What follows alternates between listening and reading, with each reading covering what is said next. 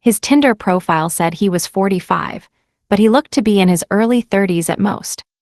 Looking for a sugar baby, / 700 weekly, no sex. It sounded too good to be true, but as a broke university student, I was willing to take my chances. I swiped right, and Tinder let me know it was a match. His message came seconds later. "Hey there, sweetheart." I cringed at that word. I hated it, but $700 was $700, so I sucked it up and replied. "Hey." His name was Jack, and he told me he owned his own business, although he never specified what kind of business it was. We talked for a while before he asked me for my Venmo to send me the first payment. After a few minutes, I got the notification. I stared at the / $700 for at least 20 minutes, expecting to wake up from a dream at any second. But it wasn't a dream. "You still there?" I clicked on the message. "Yeah, sorry. If you don't mind me asking, what are you looking for in return?" I stared at the chat until he replied. "I'm just looking for you to do a few favors for me." That sounded like it was going to be sexual to me. Like what? For example, the first thing I need you to do is pick up a delivery for me. That sounded innocent enough, but I was still expecting there to be some kind of twist. $700 to pick up a package? Come on, even I wasn't that naive. From the post office or something? No, I'll send you the address, but I'd rather not do this through Tinder. You got Kick, or you can give me your number. Kick, what was this, 2011? I decided to give him my number instead, and he texted me the address immediately, followed by the address to his house, where I would have to drop off the package. I'm not home right now, but there's a key on the bottom of the blue flower pot near the door. Go inside and put the package on the coffee table in the living room. Make sure that you lock the door when you go inside the house, and then lock it again when you leave. I grabbed my car keys and wallet and got into my car, putting the address into Google Maps. Got it, Amwe. My phone buzzed as I backed out of my driveway. I'm serious, lock the door both times, please. I thought that was a little excessive, but I promised him that I would. The house looked abandoned. It had a broken chain link fence around it, with a small door that was hanging onto dear life.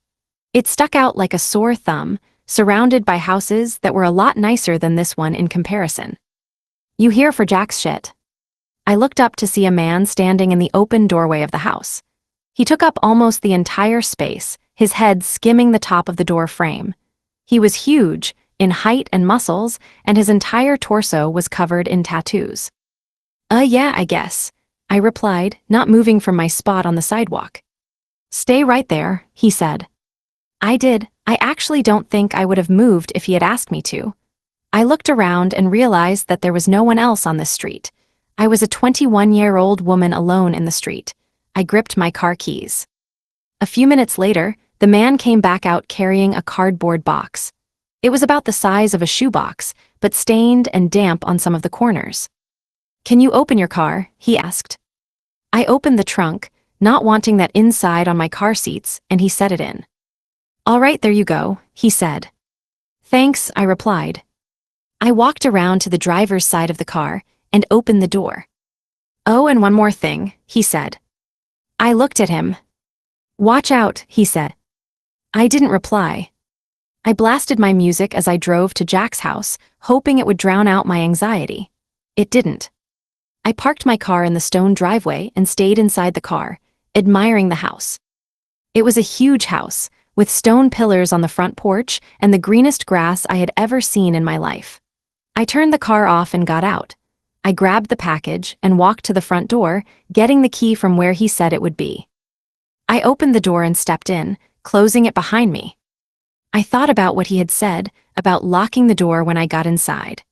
I thought that was a little overboard, but as I stared at the closed door, something made me reach out and lock it. I walked inside, my feet cushioned by the thick maroon carpet, and admired the inside of the house. All the furniture was wooden and looked incredibly expensive. I would probably finish school a dozen times with the money that it took to furnish this place. I set the package down on the coffee table, and as I walked back to the door, I heard a phone ringing from somewhere inside the house. I froze. In my pocket, my phone buzzed. I took it out to look. Don't answer any calls that aren't from Marvin. I put my phone back and followed the sound of the phone, poking my head into a few different rooms before I found it in an office. I walked over to the desk and looked at the caller ID. Incoming call from Jack. That was odd. I grabbed my phone to look at the message again. I was starting to get a little bit creeped out and decided I wouldn't answer, just to be safe, and left the house, remembering to lock the door as I left. I've done a few more favors for Jack since then. I drove a BMW to a random park in another city, only to get out and drive a different car back to Jack's house. He had me meet one of his employees at lunch, who then gave me a briefcase to deliver to the first house I had gone to and told me he would know if I looked inside. On several occasions, he asked me to drive down to that same house and stay with the guy, whose name was Julio, for a certain amount of time. In total, I've made around $3,500. Most recently, Jack asked me to stay in his house overnight. I woke up to a text message from him. I need you to spend the night at my house. I hadn't ever seen him in person, but I had talked to him on the phone a few times. He proceeded to tell me he would pay me $1,000 to spend the night at his house, provided that I followed a few rules. I drove to his house that evening. The driveway was empty, and it normally was, but the porch light was on. I walked up, unlocked the door, went inside, and then locked it again. Everything in the house looked the same. Jack had told me over the phone that he would leave the list of rules on the dining room table. I set all my stuff down in the living room. My bags looked like garbage compared to the fancy furniture in there. I wandered into the kitchen and then to the dining room. Sure enough, there was a piece of paper on the wooden table, held down by an empty glass. Lock the door when you come in. Only answer calls from Marvin. Don't turn on any faucets between 9 p.m. and 11 p.m. Don't open the door for anyone, no matter who they say they are after 10 p.m.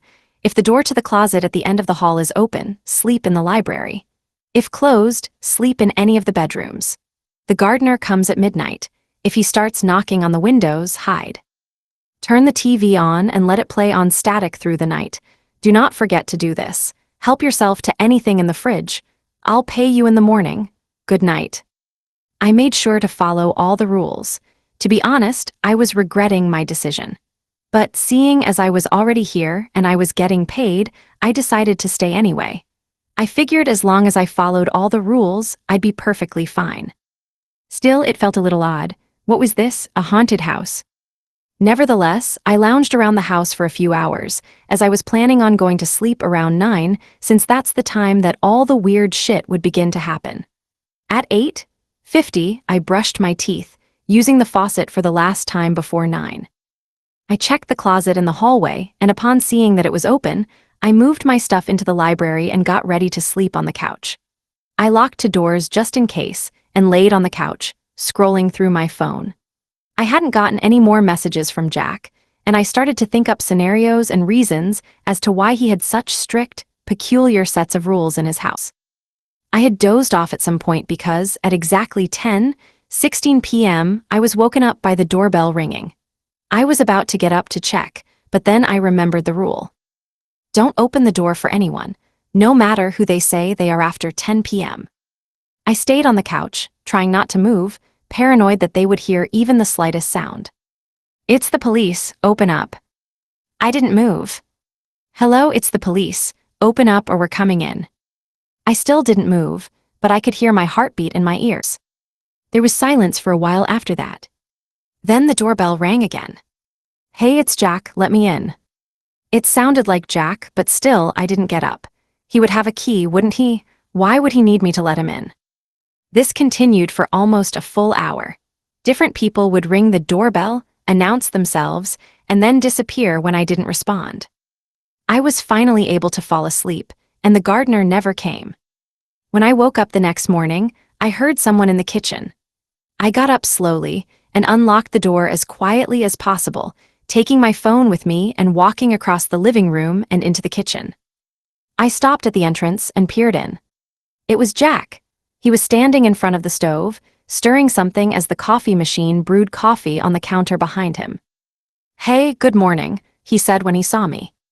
Hi, I replied, nervous. I hadn't seen him in person before, but he looked exactly like his pictures online. "Scrambled eggs?" he asked, motioning to the pan with a wooden spoon. "Yeah, thanks," I replied, walking over to take the plate from him. I ate my breakfast and drank some coffee in silence. "So how was it?" he asked. "It was okay, nothing super freaky happened," I replied. "Cool," he replied. There was an awkwardness in the room. "I think I'm gonna go now, I have class," I trailed off. I didn't, but I really wanted to get out of there. "Oh no, yeah sure, I'll talk to you some other time," he replied. I grabbed my stuff and he walked me to my car. I could see him standing in the driveway, staring at me as I left. When I got home, I unpacked all my stuff and noticed that I still had the list with me. I sat on my bed and read it again. I felt my body tense up as I realized that I had forgotten something. "Turn the TV on and let it play on static through the night. Do not forget to do this. Turn the TV on and let it play on static through the night. Do not forget to do this. Do not forget to do this." I stared at the words on the page until they lost meaning. Beside me, my phone buzzed, snapping me back to reality. It was the //1000 payment. I looked at my phone and then back at the list. Maybe it wasn't an important step. As I was thinking this over, a text from Jack came in. "I'm not in town right now, I should be back next week, so you're free from running any more errands for me until then. Just sent the payment, go do something fun." I stared at the message and read it again. And again. And once more for good measure. "I'm not in town right now." I thought back to this morning and how Jack was in his house, how he gave me breakfast. "I'm not in town right now." Within minutes, a new text came in this time from a number that I didn't recognize. "Did you forget to do something?" The text was followed by a picture of Jack, or whoever this version of Jack was standing in front of the TV. I didn't respond. Next came another picture. This one was of the outside of my house.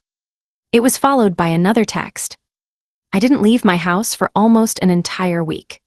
The only reason I didn't stay indoors for longer is that I had an important exam in one of my classes that I absolutely had to be present for. That also didn't help with the anxiety I was feeling."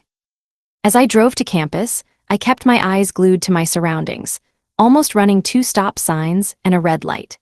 I kept expecting Jack or fake Jack, I suppose, to pop out randomly on the side of the road, or in the car next to me, or the car behind me. I constantly glanced at my rearview mirror trying to figure out if the black truck behind me had been there this whole time, or if it was different than the one I had seen 10 minutes ago. I hadn't told him where I went to school, so maybe he wouldn't know. Then again, I hadn't told him where I lived either, and he seemed to figure that one out rather quickly.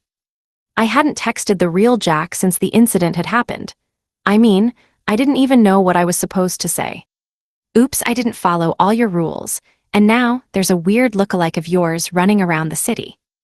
My plan, as foolish as it was to act as if all was well.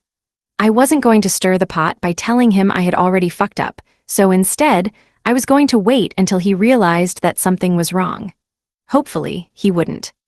I will admit that not telling him was more difficult than I had thought, and I found myself constantly checking my phone for texts from Jack, but none appeared. I finished my exam that day, sure that I had failed due to my lack of focus, and drove back home where I found Julio standing in my driveway. He was looking down at his phone, and I attempted to keep driving down the street before he saw me, but I wasn't fast enough. He glanced and began walking towards my car as I slowly pulled into the driveway, locking my doors and trying to remain calm. Instead of shifting into park, I kept my foot on the brake and shifted into reverse, fully ready in case I needed to make a quick getaway. I sat in the driver's seat, looking forward at my front door. I wondered for a second if I would be able to get inside and lock the door before Julio got to me. Suddenly, he leaned down and knocked on the window, making me jump. I turned to look at him and said nothing. "Roll your window down," he said, motioning for me to lower the window. I pressed the button for a split second, making only a tiny crack of open space. "You know, it's not me you should be afraid of." I looked at him and glanced at my rearview mirrors, trying to see if any of my neighbors were outside. But they weren't, and I was alone with no witnesses. "You fucked it up," he said, leaning against my car. I told you to watch out and you didn't. You managed to fuck up the rules in one night. They always miss at least one. They? I looked up at him, but said nothing, because I honestly had no clue what to say. Get out of the car, we're going inside. He tapped his hand on the roof of my car and walked towards my front door. I thought about driving away, but I wasn't sure where I would go, and a part of me wanted to hear him out. So, I found myself parking the car, turning off the engine, and letting Giulio into my house. He took a seat on my couch and glanced around my living room. This is fancy for a college student. You buy this with Jack's money? He asked. I rolled my eyes as I stood in front of him. Why did you want to come in? All right, touchy subject, he said, shrugging. I need to talk to you about Jack. Which Jack? The one I've been talking to, or the one who appeared in the house? What? He snapped, leaning over and resting his elbows on his knees. What? What do you mean, the one who appeared in the house? Jack isn't back yet. I came here to tell you that you forgot to lock the door after your little house-sitting gig, which Jack won't be pleased about. He's very particular about his stuff. He's gotten rid of girls for much pettier shit than this. I said nothing and stared at Giulio while he stared back, waiting for me to explain myself. His use of the words, gotten rid of, made me nervous, and I wondered what he meant by that. Surely he wouldn't kill me over a mistake, right? Was there someone else in the house? He asked after a few seconds of silence. Jack was in the house that morning before I left. How do you suppose that happened? Because Jack hasn't come back from his trip yet. I shrugged, not really knowing what to say. Giulio stood up, sighing in annoyance. Fine, you know what? I originally came over here to ask you for a share of the cash you got for your poor house-sitting job, but it seems to me that you probably fucked up more than I originally thought, so I'm just going to stay out of whatever this is. Good luck. He walked over and opened my front door, waving to me as he left, leaving me standing in my empty house. I ran to the door and locked it as soon as he was gone, and started to freak out once again. I thought about what I was going to do if Jack came back from his trip and found out that I had messed up. What if Giulio was right and someone had broken into the house and robbed him? Maybe I just thought I saw Jack, but maybe it was just some other stranger who looked like him. My mind was going a mile a minute as I tried to figure out what to do. I paced around my house for a few hours before I finally decided that I was going to drive back to Jack's house and make sure that no one had broken in. If they had, I would simply make an anonymous police report or something. Besides, the only way he would ever know that it was my fault would be if Giulio snitched on me, which it didn't seem like he was planning on doing anymore. I made the drive over in silence, trying to control my breathing so that I didn't have a meltdown on the highway. I finally pulled into the driveway and turned the engine off, but I couldn't work up the courage to get out of the car. I sat there for a few minutes, staring at the giant house, trying to force myself to unbuckle my seatbelt, open the door, and get out of the car. The house, which once looked impressive, now made me feel anxious and out of place. I couldn't stop myself from imagining all sorts of horrible scenarios that I could stumble upon once I opened the door. I thought about how many possible hiding places there were in a house that large. I don't know how long I sat there before I finally decided to get out of the car and walk towards the front door. I hesitated for a few seconds before taking a deep breath and pushing the door open. Only it didn't open, because it was locked. I assumed that Giulio had probably locked it and looked for the key on my keychain. I unlocked the door and stepped into the living room, taking a look around. Everything looked normal enough. There were no signs of breaking and entering or anything like that, and I was glad that Giulio had come over and realized my mistake before someone else had. I closed the door behind me, this time double-checking that I locked it, and began to make my way further into the house. I went into the library first, which looked the same as it had when I left it. Next, I made my way through the living room, glancing around to see if anything was out of place, but nothing was. I was starting to feel better now that I had confirmed that no one had broken in and ruined the place. That feeling was short-lived, however, when I walked into the kitchen. It was a complete mess. Both the fridge and the freezer were wide open, all the containers of food emptied out. There were empty boxes of frozen foods tossed inside the freezer and on the kitchen floor. There were a few trays of meat that were laying out on the table and the counters, and some of the red juice from the meats had been spilled inside the fridge and now dripped down onto the floor. I noticed that while there hadn't been much food in there in the first place, it was all gone. As I got closer to the fridge, I realized that it wasn't cool, and the light inside the fridge wasn't working either. I assumed that whoever ate all the food also unplugged it for some odd reason. I stepped over an empty carton of orange juice and an empty crate of eggs as I made my way towards the stove where I found stacks of unwashed pans. One of them was still hot, meaning that it was only recently taken off the burner. There were eggshells all over the counter, and I thought back to that morning when Jack, or whoever that was, had made me eggs for breakfast. I walked back out of the kitchen, careful not to step on the mess that littered the floor, and made my way down the hallway. I spotted the door at the end of the hall, and this time it was closed. As I continued to walk down the hall, I couldn't help but notice how eerily quiet it was in the house. I couldn't even hear the sound of the heater running. As I passed the thermostat in the hallway, I saw that it wasn't working. The screen was off, and there was nothing on it like it had been turned off or something. I leaned forward and pressed a few of the buttons, but none of them worked. I poked my head into the study, but that was also empty, although I did see that the landline had been used recently, and whoever used it didn't put it back. The handheld part was hanging off the side of the desk, and I stepped in, grabbing the phone and holding it up to my ear, but there was only silence. I put it back and followed the cord with my eyes. It was connected to the wall, but it seemed like there was no power in the house, which explained the refrigerator and the thermostat. I walked out of the study and headed down the hall again, but I froze in my tracks when I noticed that the door at the end of the hall was open now. Someone was in the house. I reached into my back pocket and grabbed my phone, checking to see if maybe I had missed a text from Jack, but I had no signal inside the house. I held my phone in my hand anyway, hoping I'd pick up enough signal to call for help, and began to back away from the door, listening carefully for any footsteps or noises that would let me know where the intruder was. As I spun around, I found myself face to face with Jack, or whoever it was that I was looking at. I knew he was the same man I had seen that morning, but no, I had no idea who he really was. "Sorry," I said, startled. "Which one are you?" he asked, squinting at me. He was dressed in a stained gray t-shirt and old pajama bottoms that looked like they had been purchased 30 years ago. "What?" I asked.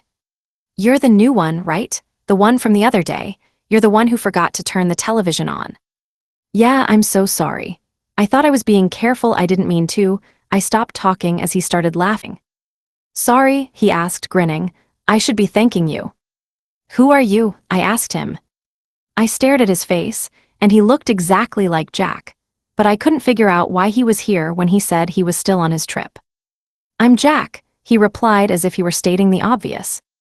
But Jack said he wouldn't be back for a few days. His expression changed, and he narrowed his eyes at me. "Did he tell you when he would be back? The exact date?" I shook my head, confused, and thinking about how I was going to get past this man and get out of this damn house. "But you can ask him, right?" I don't know. He hasn't contacted me in a few days." "Damn it, I was hoping it wouldn't be that bad." "Can you explain to me what the hell is going on?" I asked him. "You shouldn't have come back here." Something felt off to me, and chills shook my entire body. Part of me regretted not going with my original plan of acting like everything was okay. I didn't want to stay in the house any longer, and there was really nothing that I could do anyway. Besides, I was getting a bad feeling from this guy claiming to be Jack. I slowly stepped past him, glancing back behind me as I continued to walk into the living room and towards the front door. I found myself walking faster and faster until I was basically running and throwing myself at the front door. I couldn't help but shake the feeling that something bad was going to happen if I stayed in this house any longer. I unlocked the door, but just as I was about to open it, I heard the lock slide back into place, only it sounded a lot louder than usual. I jiggled the doorknob and realized that while the doorknob wasn't locked, something else was, and it was keeping me from opening the door. I began to freak out as I pulled on the door urgently, trying to get it to open, but something was keeping it shut. "What the fuck?" I said out loud. I glanced towards the hall as I heard another noise, but I quickly realized that it was the sound of air flowing through the vents. It seemed like the power was back, and somehow, some sort of security system had activated at the same time. I looked down at my phone, and not only did I have a signal now, but I also had 3 messages from Jack. I'm back.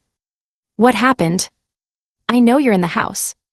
I looked around the room, trying to find him or any security cameras in the room that would be alerting him of my presence in the house. I didn't see any and grabbed my phone to text him back. Are you here? I held my phone in my hands as I made my way back towards the hallway to find the other Jack that I had seen earlier. If he even was another Jack. Maybe this was all the same person and he was just messing with me for some reason. A part of me thought that perhaps I deserved all of this for doing all of this in the first place. I mean, why was I so quick to agree to run random errands for a random man that I had never met? Sure, I needed the money, but going into a stranger's house has got to be on the list of the top 10 dumbest things you could ever do. Especially considering the fact that no one knew where I was, and I didn't have a weapon to defend myself if I needed to. I stood in front of the closed door for a second before making my way over to a window. I tried to open it, but the security system had locked the windows shut as well. I thought about breaking the window open, and I grabbed a sturdy-looking vase. I took a few steps back and then threw it at the window as hard as I could. The vase shattered as it made contact with the window glass, but the window was fine, unscratched. The only way I was getting out of here was through the door, but first, I had to disarm the security system somehow. I walked back to where I had left Jack, but he was gone and nowhere to be found. Jack, I called, my voice echoing throughout the house. The door at the end of the hall was closed once again, and I began to walk towards it, peeking into each room as I passed it, but there was no one else in the house.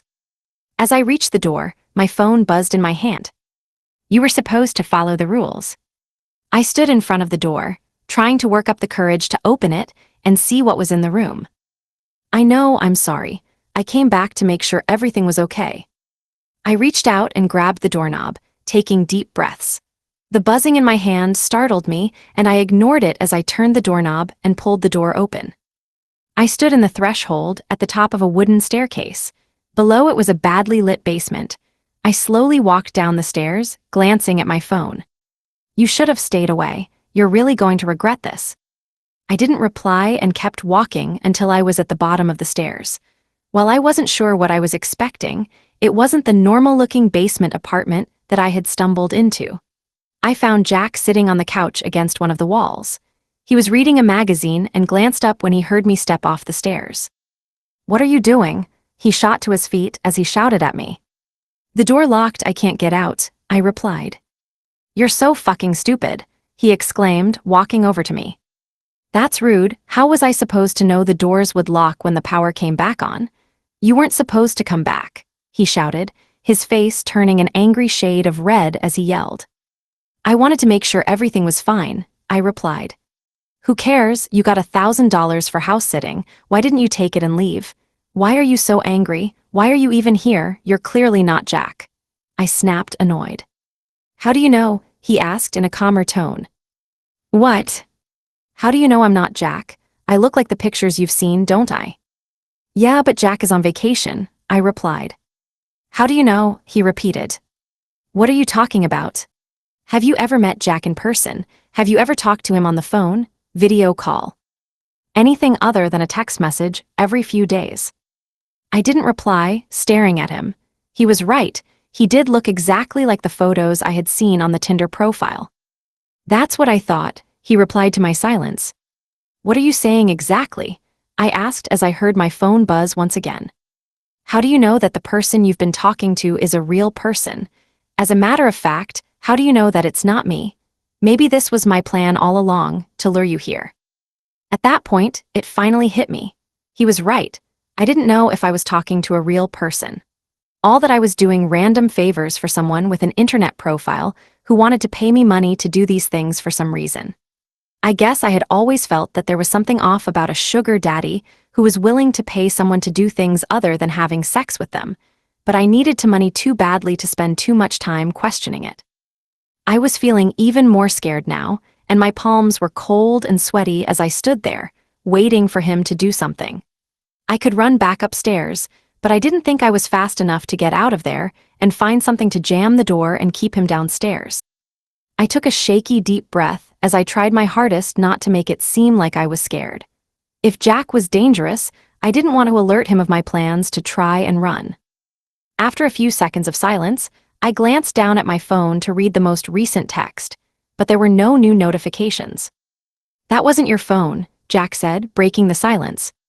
I looked up at him and glanced at the phone sitting on a nearby table. Suddenly, he jumped towards me, and I attempted to jump out of the way, but I was too slow. I saw Jack grab my arms and my phone fell out of my hands, and then everything went black. When I came to, I was on the living room couch and Jack was standing above me looking down. "What happened?" I asked. I attempted to sit up, but I noticed that I was incredibly dizzy, and my left arm felt sore when I tried to prop myself up. I remembered Jack grabbing me earlier, and I figured he had gripped my arm too tight and must have bruised it in the process. "You're finally up good," he said. I slowly managed to sit up, wincing as I put weight on my left arm. I looked up at Jack, who was now standing a few feet away with a bandage wrapped around his right bicep. "What happened?" I asked, looking at the bandage, noticing that there was blood seeping through. "You really shouldn't have come back." I tried to shift my position on the couch and winced in pain as I put weight on my left arm again. I turned to look at it, trying to see if I had injured it somehow, and noticed that it was also wrapped in a bandage similar to Jack's. "What happened?" I repeated, looked down at my arm. I slowly reached over and started to unwrap the bandage until it came off, and I was left staring at crudely done stitches on the inside of my bicep. "What the fuck is this?" I snapped, looking at Jack. "Sorry, Ivy, but you really shouldn't have come back. Although, I'm kind of glad you did. I didn't really want to do this, but I need to get out of here." He began to back away from me, heading towards the front door. I watched as he easily opened it and wondered how he disabled the lock and if he had been the one to activate it in the first place. He stepped out of the door and turned back to look at me. "Good luck, I helped you out a bit while you were out," he said, motioning towards my phone which he had set down on the couch next to me. I stood up and went after him. Surprisingly, he didn't try to run or back up and simply stood about a foot away from the front door, watching me. As I attempted to step outside, a stabbing pain erupted in my left arm, traveling throughout the rest of my body until I felt like I was being stabbed everywhere at once. I fell to the floor, crying out in pain. Once I was back in the house, the pain went away and I laid on the floor shaking in the aftermath as I stared up at Jack. "What did you do to me?" I asked. "I had to get out, it's been 8 months. I'm sorry, you were just the first one to come back this time. I'm sure you're a good person, but I'm sorry, I can't be here." "You're just going to leave me here?" I shouted. "Julio will come by to give you food. And by the way, don't try to cut that thing out of your arm, this place is covered in cameras. If you do anything suspicious, Julio will see you, and he won't hesitate to stop you." I learned that the hard way. I didn't know what to say, and I stood there in shock as I watched Jack walk over to my car and get in it, starting the engine and disappearing down the street.